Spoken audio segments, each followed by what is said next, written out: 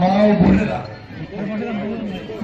আমরা রাজনীতি করি দেশের মানুষের কল্যাণে।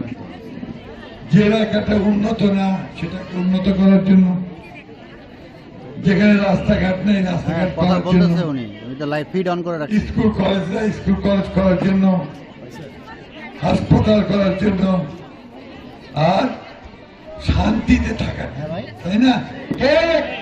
তো বিগত সময়গুলোতে আমরা খুব শান্তিতে ছিলাম, আমাদেরকে প্রায় জেলে যেতে হয়েছে। আমাদের এই ঠাকুরগাতেই আপনার 70টা মামলা হয়েছে, আমাদের প্রায় 7,000 আসামি ছিল।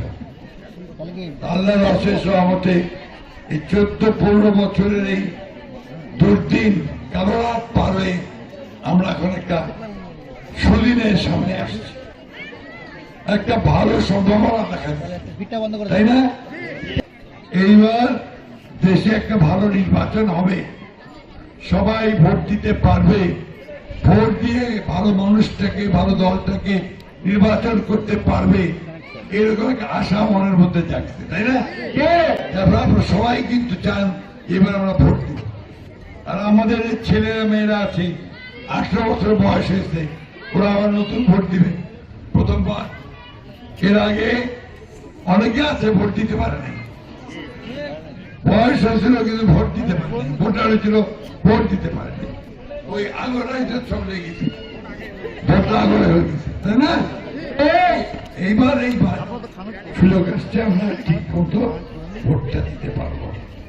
এই জন্যই বন্ধুরা আপনাদের কাছে আমার অনুরোধ, যে আমার তো অনেক বয়স হয়ে গেছে, দীর্ঘকাল আমি আপনাদের সঙ্গে কাজ করছি।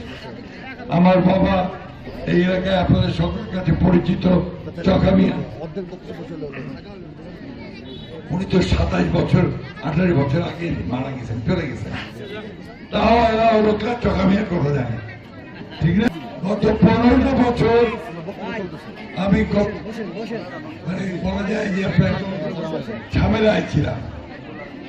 আমার দলের বিএনপির প্রধান খালেদা জিয়া তিনি জেলে ছিলেন, আর তারপরে যে নেতা তারেক রহমান তিনি নির্বাসিত হয়ে লন্ডনে, পরে দলটার পুরা দায়িত্বটা আমার উপর এসে পড়ছে। তো আমরা সারা দেশে এই দলকে ঠিক রাখার জন্য ঠাকুরগাঁয়ে কম আসতে পারছি, এই জন্য আপনারা আমাকে ক্ষমা করে দিবেন। প্রিয় বন্ধুরা,